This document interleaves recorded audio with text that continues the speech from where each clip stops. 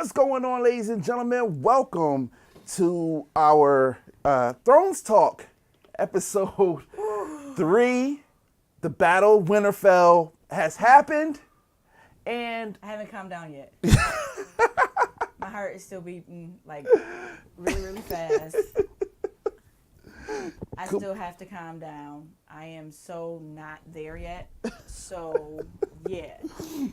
Give me a couple minutes.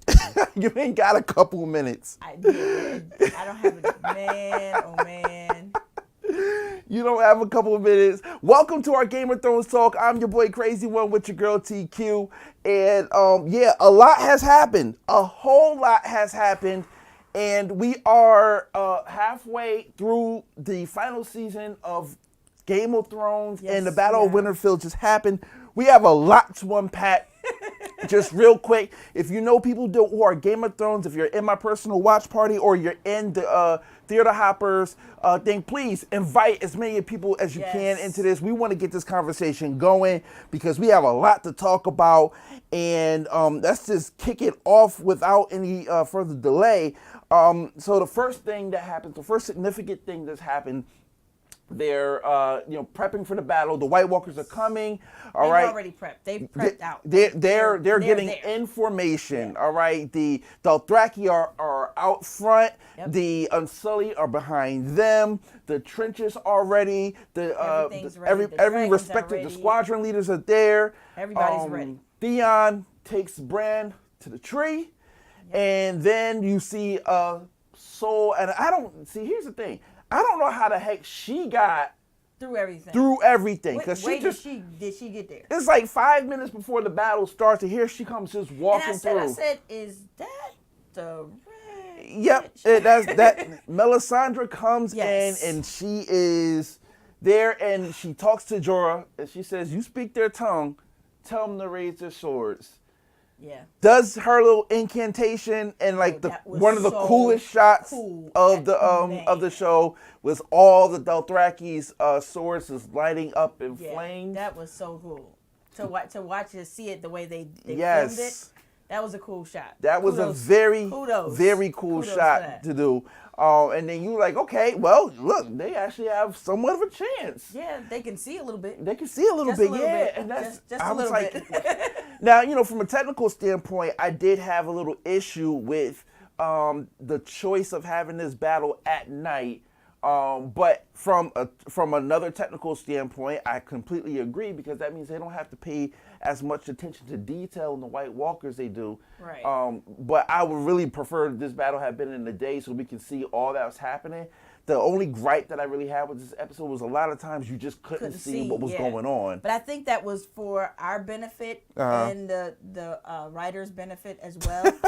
So that way we couldn't tell what was going on. We knew something was happening. We knew people were dying. We didn't know who was dying. We didn't know. That was the whole. We didn't know what I think most of the show we didn't know what was going on. And that's a mark of a really good show when there's a lot of shows where people can predict stuff. Yes. There's a lot of fan theories, which we'll talk about a little bit later.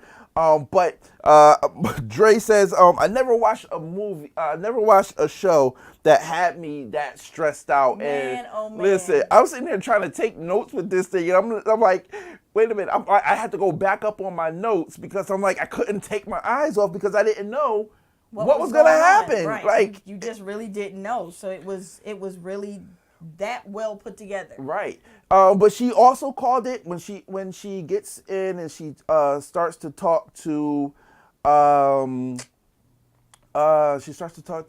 old man Davos. Yes. And she was like, well, you know what? Kill me. You don't have to worry. I'm gonna be dead before dawn.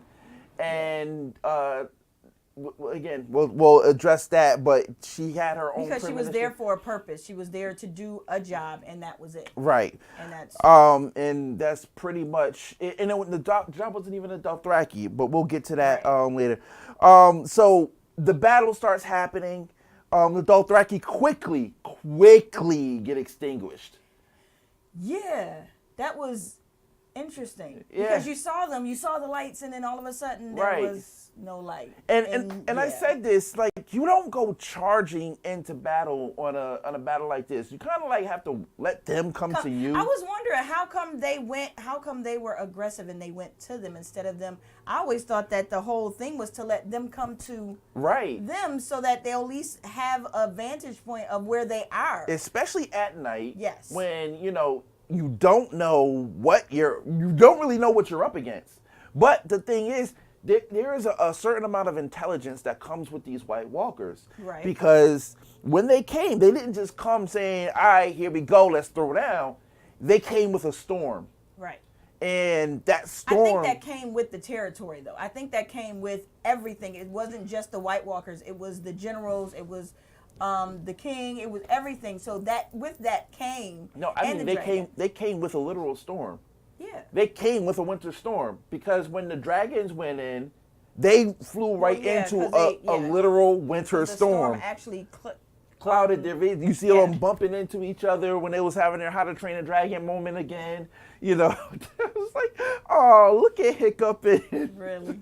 But yeah, they bumped into each other. Right. They actually lost each other. They actually lost each other.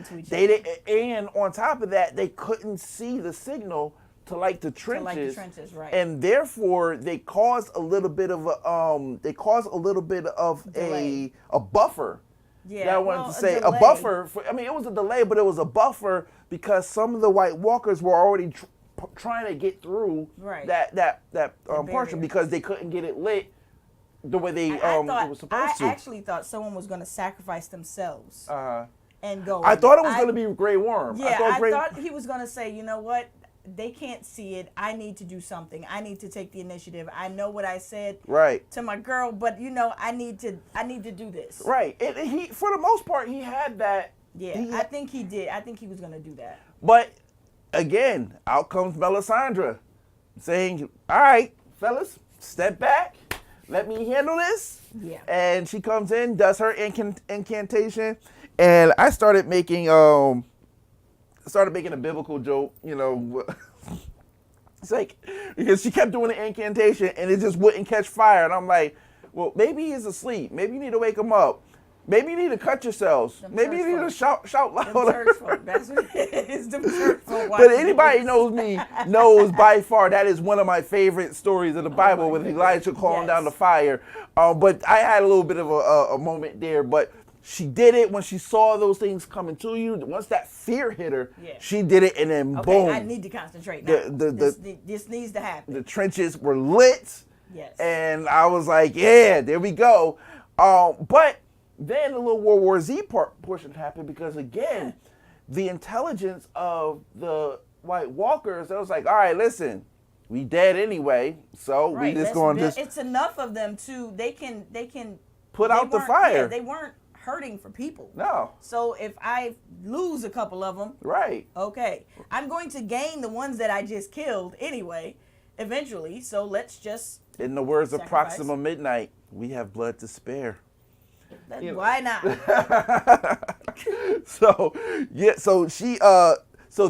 I'm thinking Avengers. They came up, they started blanketing the fire, building bridges of themselves, coming over, and then the World War Z moment happens, and they're scaling the walls and everything like that at a much slower pace, but they were still doing it anyway. And there was this one problem that I had with that scene, which was there were people who were supposed to, archers and somewhat, that was supposed to be on those walls, protecting those walls. They were bottlenecking. At what point did they say, everybody get in a gap and just chop off whoever comes up first? Because if they had Dragon Glass and or Valyrian steel, they could kill them. They could kill them with regardless. Your swords are not getting stuck in anything. But I think it was, by that time, it was fatigue. Because these are the same people who were, for the most part, on the front lines. But they had enough. They had enough Unsullied. They had enough of the Knights of the Vale. They had enough soldiers to actually man those, to have at least 2 or 3 ways All right, boom, you go and take 15 minutes, and then we switch out. You go and take 15 minutes. I agree. I totally agree with that. I didn't understand that either, especially if they had the fire to do it. Right. Because the fire would have spread eventually. Exactly. So I didn't understand that either. But again, it goes for good storytelling. Yeah. And good movie watching. So I'm just that part just kind of bothered me. But then they break into Winterfell. Yes. And then this is where I'm gonna say probably my second favorite part of this episode comes in, and that is Arya starts to catch wreck. yes. Arya was getting down. She had her her weapon that Gendry made for her, and you saw her in there, and she was just boom, taking this one out, taking that one out. And at the same time that's happening, the Hound is stuck. Right. I'm like, dude, you know how you want to go up to? Have you ever seen a movie where you want to go up to a person, just smack them and tell them to snap out of it? Right at that moment, that's what you want to do. Like, what? This is what you do. Right. Why are you not moving? Yeah, but see, but there was a thing though. It is not. This is not the first time where the Hound has gotten scared or something to that effect. But this was not the time to do it. Well, I I mean, understand what you're saying, but this was not the time. I mean, especially if when you want to be 100, this is actually the time to do it, because you got a whole bunch of hordes of undead soldiers coming at you real hard. All right, this is the time that you kind of that they're dead. They're not coming. I mean, they're dead and they're not dying off, and they're already dead. What are we gonna do? What are we gonna do? You're a soldier. Listen. You're a soldier. Soldiers freak out. And you survived more than most people have survived. Soldiers freak out. You see this little girl who is over here killing stuff, and you shook. Soldiers freak out. Okay. Man, let's not. I was sitting there like, I don't believe this. That had to be the funniest part of it. I was like, you can't.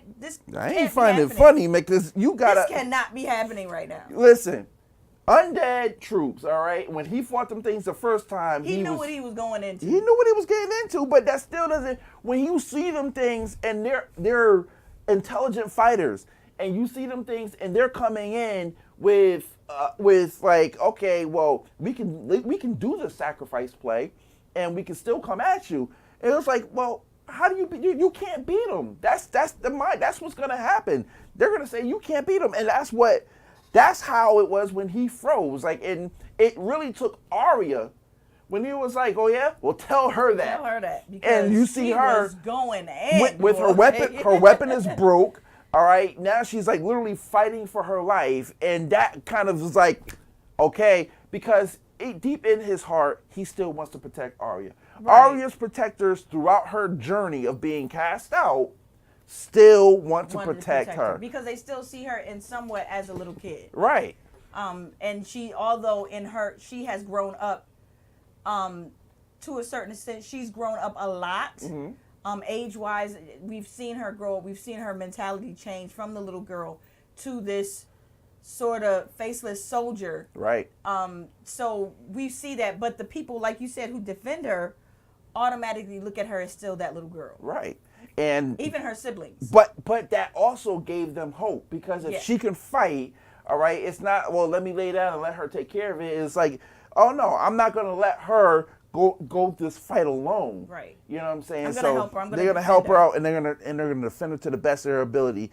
And when we're speaking of the younger women fighting, Lyanna Mormont, God bless her heart, because she wanted to fight. She had such a sweet moment. Yeah. When they were trying to get her to go down in the crypts, and she was like, no. I'm going to fight. Yeah. I'm going to stand. I felt like she was that little girl from Transformers. I'm going to stay, and I'm going to fight them. But she was in the battle. Yeah. And she was commanding the troops. You know, when they were doing the retreat, and she was calling out the shots. All right, let's protect the retreat. Yeah. All right, let's close the doors. I mean, let's open the doors. Let's get the retreat in here. But then when it broke in, she saw the giant, and we had another biblical moment with David and Goliath, yes, where the giant picked her up and literally you just you can hear her bones cracking while he was. He just squeezed the living life out of her, which was like, oh man. But then she got that little good jab in the eye. She knew she had a mission. She knew what she wanted to do before. Even if I die, I know I have to do this for all of for my people, because she was a leader. So she's doing it for the people that were still there, that were going to survive this. Right. I think all of the leaders took that stand. Even if I don't survive, I'm doing this for the people who do. Right. And it was a sweet moment, because she ended up taking like the second biggest threat that was there. And we'll talk about the first biggest threat that was there a little bit later. So she gets crushed. He died. She kills him. She had the hero's moment that I thought Theon was gonna have. Yeah. Okay, I can see that. If I'm gonna die, I'm gonna take out the thing that's killing me. At the same time. So she had that death. I'm kind of happy she went out that way. And then we go into the air once again. Bran goes, talks to Theon, and he says, "I've got to go now." And I'm sitting there like, where the heck you going? Right. And they coming to you, so you ain't got to go nowhere. And at this point, I'm sitting here thinking that Bran is going to use his third eye raven powers the same way he used Hodor. To at least help them. So I'm like, strategy. Where the heck are the children of the forest? Where the heck are? I don't think he was supposed to do that here. Why the heck not? Because I don't think he was supposed to do that. You got here. the army. Listen, get some of them elk and them deer, something with horns and pointed things to come in and at least delay the White Walkers get into something, give Theon and his men a little bit more time or something. This dude just sent out a bunch of ravens and scope out. Just to see what was going on. But in that, I had mentioned that we didn't see the Night King, we didn't see Viserion. Right. And, but we also saw the battle coming from one side. Right. So where in the world is what's going on the other side? So when he does do the Raven thing and the Ravens go fly out, they fly past Winterfell to the backside, and here comes the Night King and Viserion. Right. And this is where it starts to get really, really interesting, because he introduces his fire, and then we have the dogfight between Drogon and Viserion and Rhaegal. And it was for it to happen at night. And again, I understand the choice at night from a technical standpoint. You don't have to have the detail like that. But I also thought this was a very entertaining dogfight, so to speak, with the dragons. It was amazing. Yeah. It was amazing to see them, to see the whole thing, especially with the storm going on at the same time. Yeah. The clouds. That I think Viserion had a better advantage because that's his element. Right. Whereas the other two dragons didn't have that.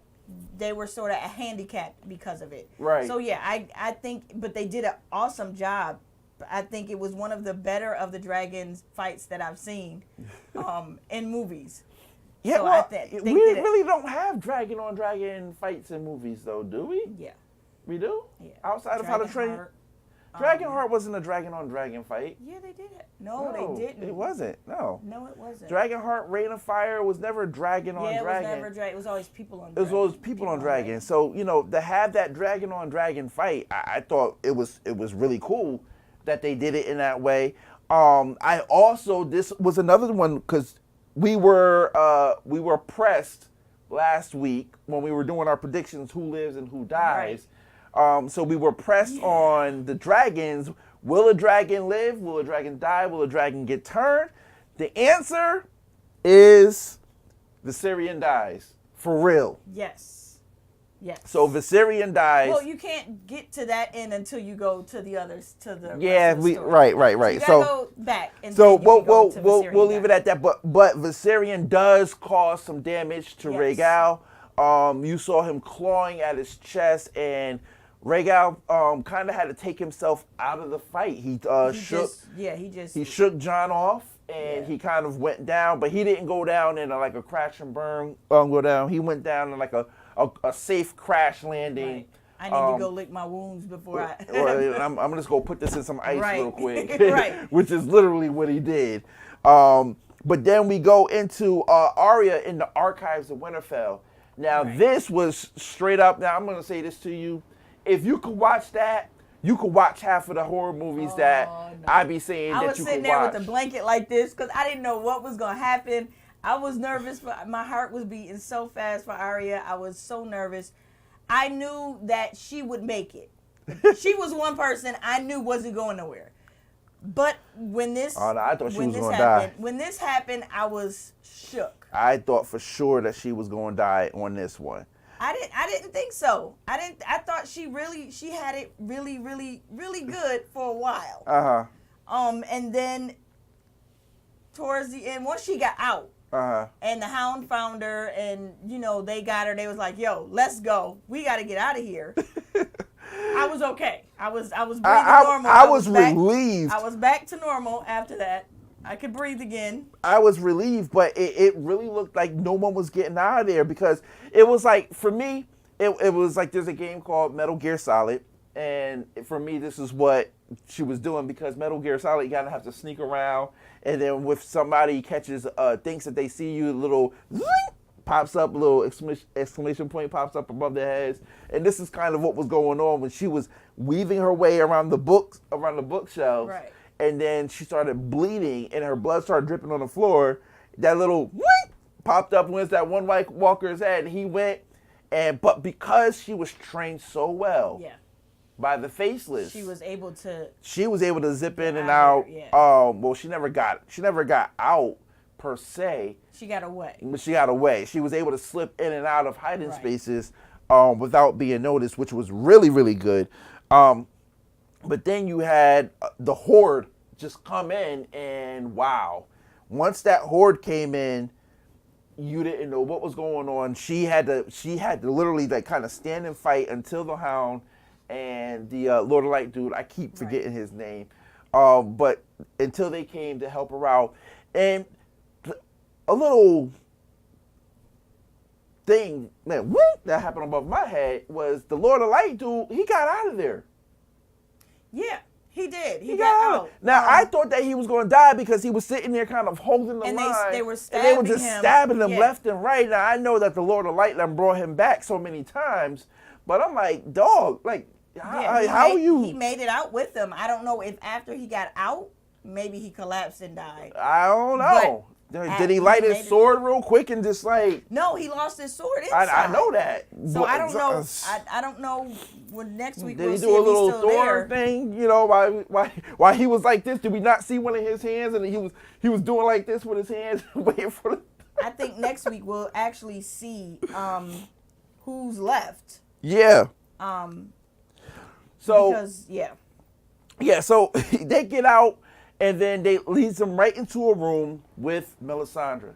Right. And so Melisandre kind of had to remind Arya of the conversations that they had in their past, which then gave the whole "not today, Satan" line that. He had me laughing. I was like, really? Because she says, what do we tell the Lord of Death? And she says, not today. Not today. I was like, glory. I quicken right quick. Hey, shut up. Not today, Satan. That was a cool little moment. That was right there. And then we go off, and then that's pretty much the last that we see of Arya. Until it was time for her to have her big reveal. Right. So now we have Jon in the. So now we're on the outskirts of Winterfell. Right. And we have Jon and Viserion. Viserion's been taken out.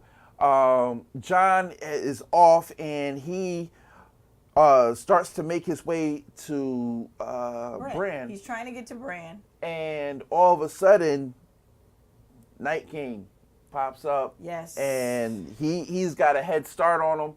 And this is where, okay, you have to give these fan theories a little bit of validity. There was a fan theory out there that surfaced that says, I think that the people in the crypt aren't safe because the Night King is going to do that whole hand raise thing and then raise the dead of the people that's in the Winterfell crypt.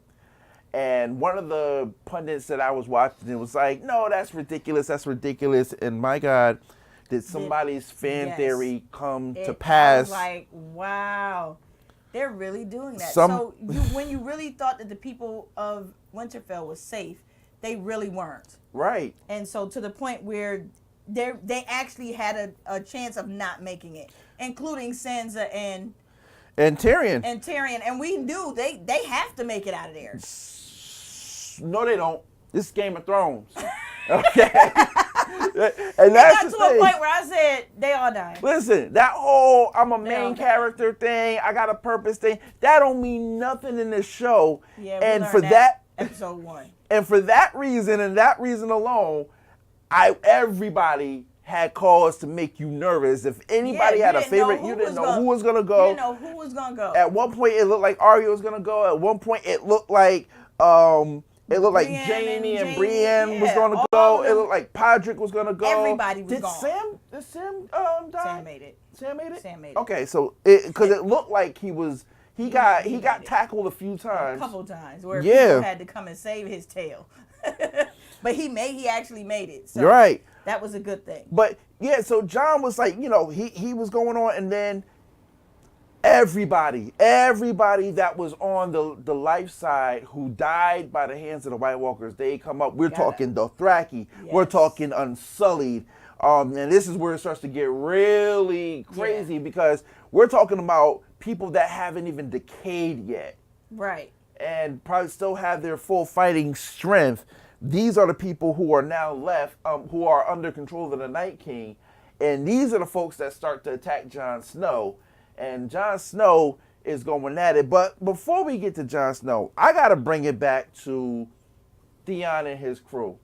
Now, I did not give Theon 2 seconds in hell to live. No, he didn't. He was like, why did they do this? Half of my prediction came true. Yeah. Half of my prediction came true. That Theon was going to end up facing the Night King. Now, I thought that the Night King was going to stab Theon, and Theon was going to have his little moment where he stabs the Night King with dragon glass and kills the Night King.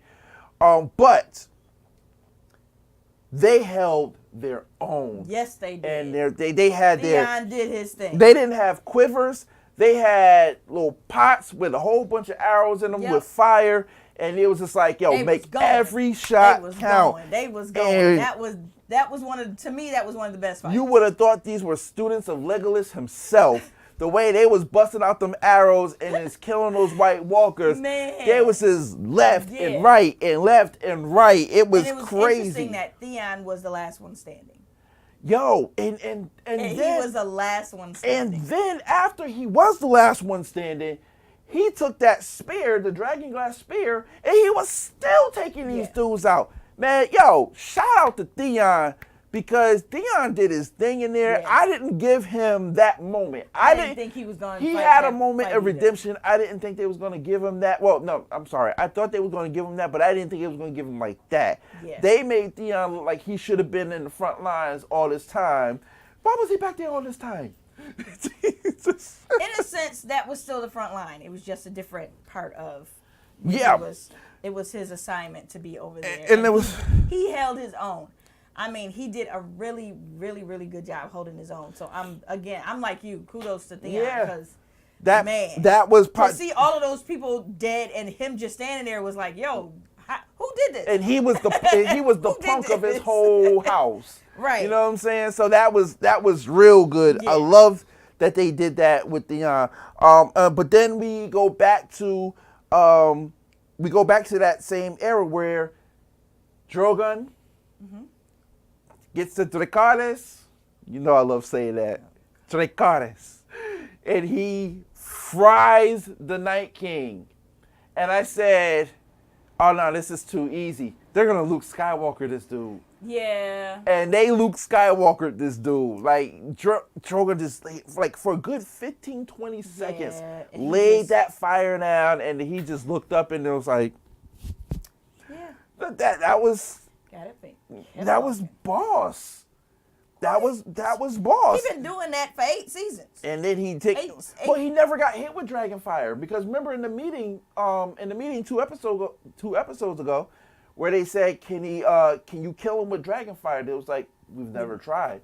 So that was the first time. They know now they don't. Well, they know now that they can't.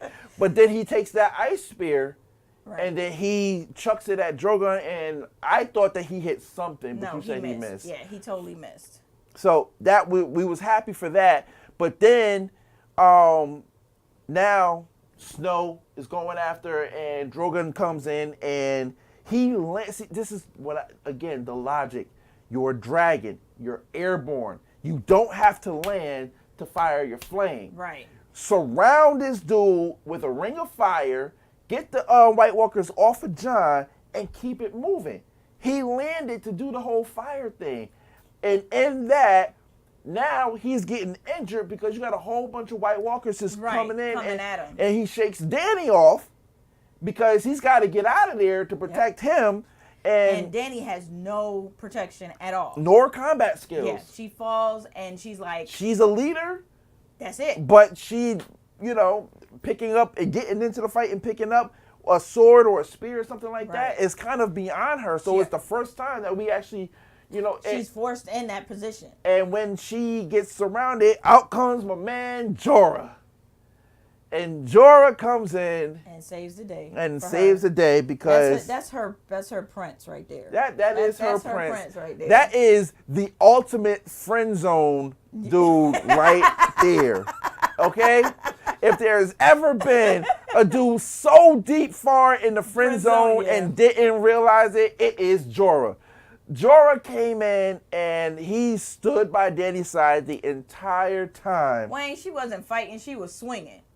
Whatever she hit, she would have hit. That was it. She was just swinging. She was an accessory because when Jorah got in a tie-up or something, she would come in and get that final blow.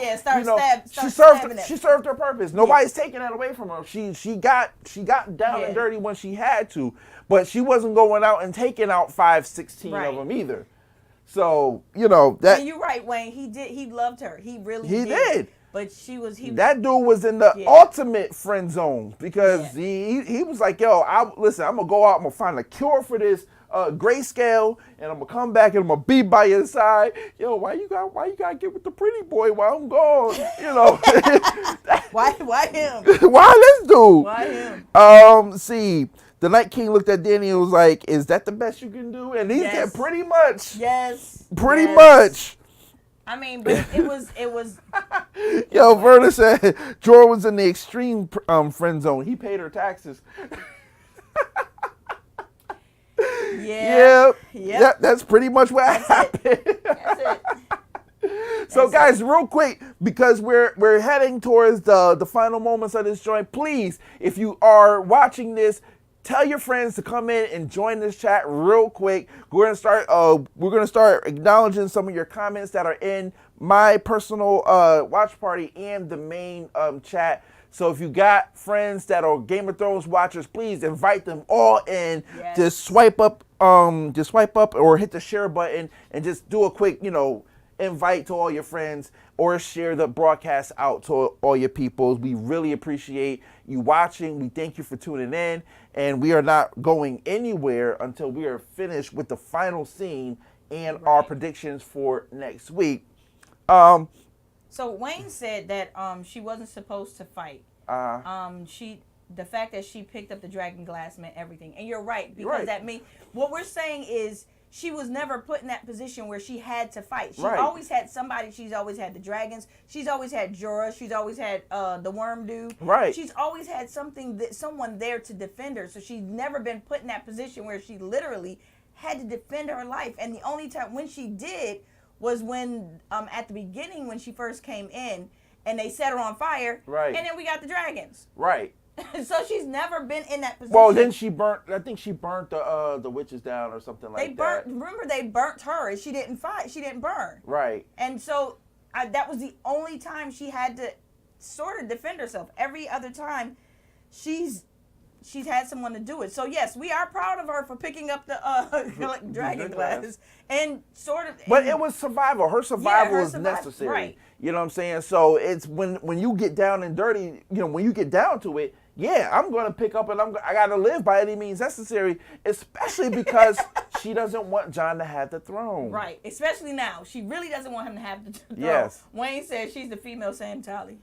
Yo, pretty much. Because he ran from everything. Well, let's talk about Sam real quick. Oh, Sam purposefully killed some White Walkers this time. He was on the front lines of the battle. Because he said, I ain't going nowhere. Don't you realize what I've done so far? He did run. He ran a couple times. When this fellow Night Watch dude got offed, he kind of ran. I think that was more of fear than anything else. Right, but you did see him he got a couple in. He got a couple in. I'm proud of him.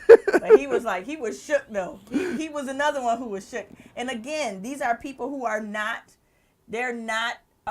used to having to defend themselves. Right. They've never been put in a position where we have to fight now. Even when we talked about the crypt. Right. When before they got to the crypt. Before they got to the crypt, when Sansa and Arya was on the height of the wall, and Arya told Sansa to go in the crypt. Right. And she said, "What am I gonna do with this?" She's like, you take the pointy end and you stick them with it. Because they've never been in a position where they had to fight. And when she was in the crypt and them things started coming out the crypt, she was like, she pulled it out and she was like, what we got to do. But the one thing, speaking of that crypt scene, the one thing that I did want to see, I wanted to see that little girl with the burnt face who talked to Davos. I wanted to see her get at least one kill. Yeah. I think that would have been. Yeah, it would have been. It would have been fitting. Really apropos. Because she said, I want to be out on the front lines to fight, and it was like, well, no, you can protect us in the crypt, and I wanted to see it. I would have loved to see a scene where they were in the crypt. One of the crypt walkers were going after Sam's wife and his baby, and she came in and stabbed her. I don't think she made it. I don't think his wife made it. I don't know. Because you can see they showed her getting pulled out, with the blood coming out and everything, but we don't know who's left out in the crypt. I would have loved to see that happen though. That she protected somebody. Yeah. With the that would have been a nice. That would have been good. But even in that, I still think that all those women down there and the guys that were down there, I think they should have had some sort of weaponry of some sort of some sort of something just in case something broke down there. Wayne said that the Night King didn't want any of Jon Snow because he was a cheater, which I agree. I don't think he wanted to fight Jon Snow head on. Well, no. That wasn't his purpose was not to fight Jon Snow. Right. So he seems to have a one mind, No, but he's very methodical. That's the thing. The Night King, when you look at the Night King's tactics, right? Mm-hmm. Those White Walkers did not build that bridge until he commanded them to. Right. When he realized that he was kind of outnumbered and that Jon is an actual fighter and a living fighter, then he, lifted up the rest of the dead folks. But all of that, the whole plan was by his design. I know that, but yeah. I'm like Wayne. I think that he avoided. I think Wayne said it too. That the second time he avoided Jon. I think because Jon wasn't. Jon killed that general. Yeah, Jon killed that general. So he's a little nervous. He knows that Jon has some kind of validity to him. Right. But that wasn't his focus. That wasn't his target. Wasn't Jon. And I still want to know what the heck he wanted with Bran. That's one thing. Hush. That's one thing I don't think we'll ever find that out. Maybe Bran can enlighten us in another episode or something like that on why he was the focus. But I mean, hey, it kind of panned out the way he panned out. So Theon, last person left standing. He's holding his own. He's got the spear. Comes up against the Night King. Now this is where I was sitting there like, please let my prediction come true. Please let my prediction come true, because I knew it was going to happen. I knew it was going to be an inevitable Theon versus Theon the Night King. But here was my thing, and this I said this at the beginning of the episode. If you charge in, you leave yourself vulnerable for attack. You never charge in, especially when all you have is a spear. Because, against the Night King. Right, because you don't have anything with a sword. If you swing one way, you can swing back the other way. But he came in charging and yelling like, and I was just like, no, stand your ground. Let him come to you. Right. That way you have a spear is a defensive weapon. It's not an offensive weapon. Right. I mean, I was wondering that too. I'm like, well, why would you charge? Yeah, you just killed 20 people. Yeah. You just killed 20 walkers. So just holding your ground. Yeah, let him come to you. It doesn't diminish you for anything if you let him come to you. I mean, yes, you are there to protect Bran, but we already know that. I mean, it's Theon. We knew he wasn't going to make it against it. And then when he came in and he just like, he just coming in, rushing in like a dummy. He sidesteps, takes the spear from Theon, and boom, and just, Theon's gone. Now, I thought, okay, Theon got a little trick up his sleeve or whatever. I thought so too, because they kept panning to him. They kept showing him. They actually kept the camera on him until his last breath. Right. Which was so weird, because I was expecting him to like pull. You know how you watch the movies and they have it in their boot or something? They got a little knife or something like that, and he could just came in and they just showed the blood just going out of his mouth. And I was just like, so at the same time this is happening, Viserion is now at Winterfell, and he's badly damaged because Rhaegal had tore into him something serious, bit half his neck off. The fire can't even come out of Viserion's mouth concentrated because he's got, wounds and everything like that. He's at Winterfell, throwing out fire sparingly. He can't even do a full blast. I mean, he did some damage, but not enough. Jon is trying to get to Bran, and he's thinking, I gotta kill the dragon first. Right, to get to Bran. Right. And, they're playing a whole bunch of cat and mouse with each other. Back and forth with the I think I gotta open it. Oh shoot, he saw me, I gotta go back in. It's that whole Metal Gear Solid thing again. He's sneaking around and going, blink! And he comes back around. And that's, there's kind of a stalemate at that point. And then we go back to Bran. Yes. And the Night King's walking to him really slow and methodical. And he's getting ready to pull out his sword. And then all of a sudden, you just see that out of the shadows, like Batman.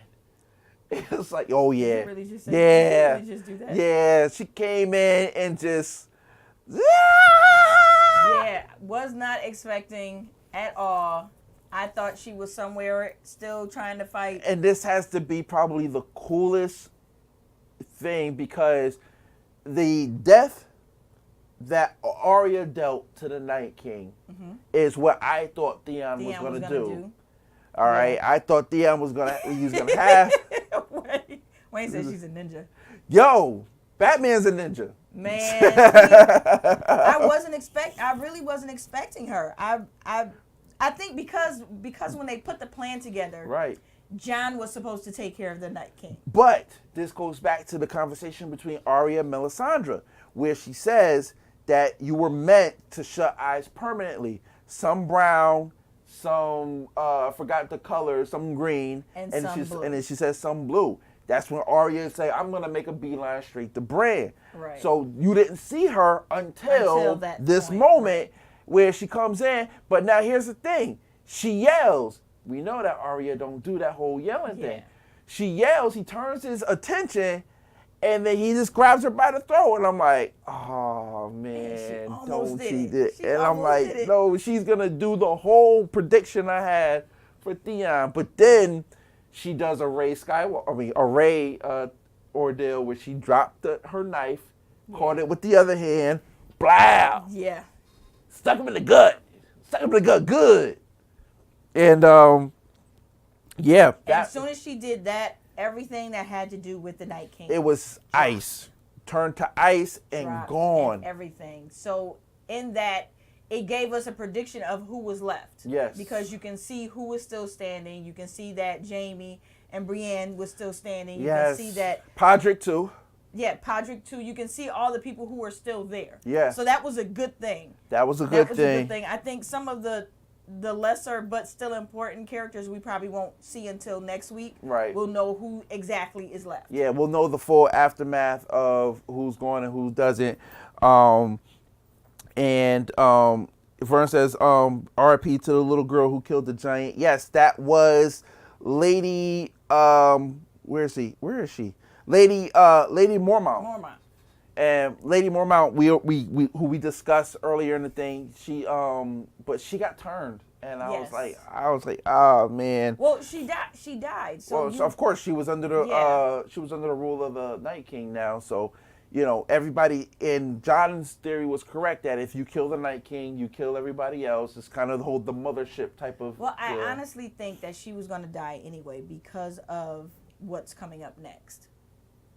Because of I didn't want her to die. I didn't want her to die, but just like I didn't want the little boy to die either, the one that they had posted to the wall with the arms. Yeah. So any other of the leadership is gone. Right.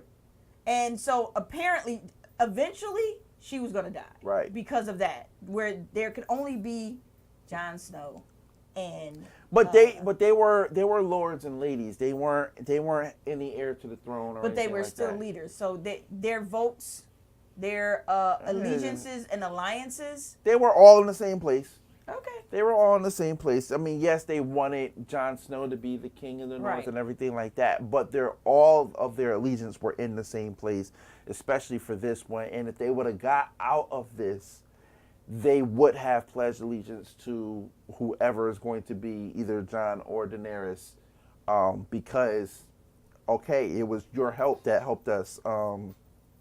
It was your help that helped us get this far. And even Sansa and Missandra had a little, Missandei, I'm sorry, had a little tiff, right, where she was like, because of the Dragon Queen. She was like, right. Tyrion, she said, we would have never worked. She said, no, you wouldn't have had a problem because we would be all dead. Right. It would be no problem if it weren't for the Dragon Queen. Right. So that little moment did happen. So Arya kills the Night King. Everybody who is under the control of the Night King, they are now officially dead. Yes. Viserion dead. So the what is it called? The war. What was the war called? The Battle of Winterfell. The Battle of Winterfell is done. Over. The sun starts to come up, and next thing you know, you see Melisandre. Yes. And you take it away. Yes, we know that she, her role in the whole thing is over. She walks off into the sunset. Yeah. And she takes off her necklace, and we know that once she takes off her necklace, that she becomes old. She gets old and she deteriorates. Oh my God, Thanos snapped her. I am inevitable. Anyway, she goes off into the sunset and she dies. And Wayne said, and she melted. She withered away. She dusted. Dies, and so goes on to the movie. The show is ended. Now we're going on. The war is over. Now we have one more war to fight. And that is the war for the Iron Throne. And I just want to say that I am really happy because through all the death and all the carnage that ensued this weekend, we only lost one Stark. I knew it was coming. I didn't know how, but I knew you were going to do that. I knew it. I knew it was coming. I did. I knew it was coming.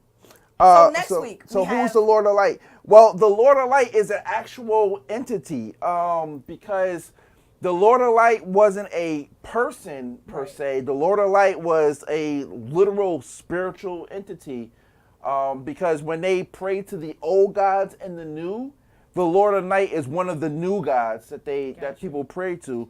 So there's the Lord of Light, there's the Lord of Death, and there's some other gods or whatever that I think there's like 7 gods or something like that they pray to or something like that. So the Lord of Light is basically a deity, so to speak. Okay. So that's next week we have we're starting. We know that this war's over. We have to face Cersei next. Yes. So we have to figure out who's going to do what. So now we have to fight this fight, and we need to know. Wayne, you already missed that question. Wayne says, "Wait a minute. We've been trying to figure How that out. the heck did Melisandre get there without getting killed?" That's what we don't know. What route she took. We don't know what route she took. Too. I don't know. Maybe she took the necklace off long enough to look like one of them.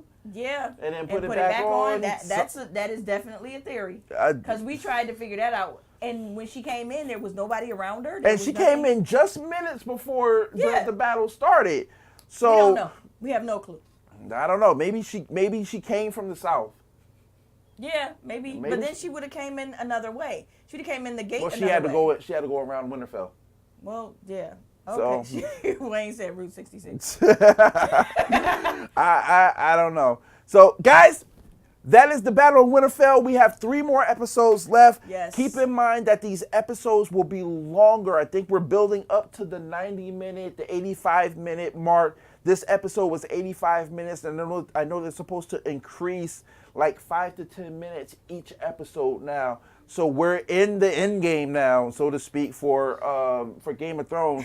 The episodes are going to be getting later, but we will be right here after each episode. So please make sure that after Game of Thrones goes off Eastern Standard Time, we're right here. We can't even give you a time anymore because the time is fluctuating each episode. So we'll be here next week, same bat time, same bat channel. Hope you guys enjoyed the show. Make sure that you follow us on social media. There's our social media tags right there. And make sure that you follow the page Theater Hoppers. If you're on my personal watch party, make sure you're following the page Theater Hoppers for the latest in movie news, DVDs, streaming service picks. And check out if you have seen Avengers Endgame, check out our spoiler review on the channel or on our YouTube. That's youtube.com/C1_media.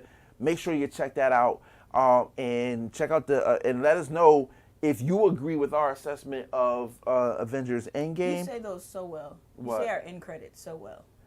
It's kind of a thing.